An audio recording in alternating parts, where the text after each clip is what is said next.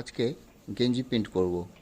তো গেঞ্জি প্রিন্ট করার জন্য আমরা প্রথমে একটা প্রিন্ট বার করে নিচ্ছি।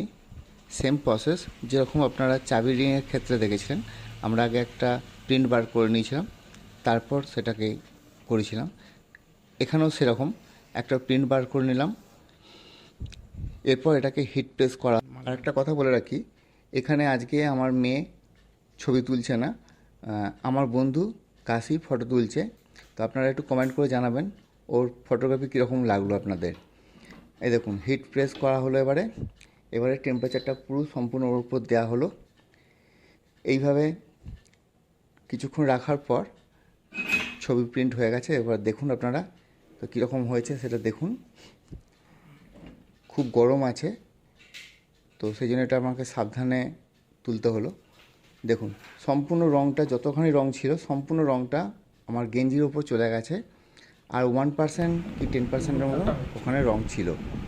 এবার এই যে প্যাকিং করা হয়ে গেছে, প্যাকিং করে এবার আমরা যেরকম আমরা কাস্টমারকে দিয়ে দেওয়া হয় সেরকম দিয়ে দিলাম।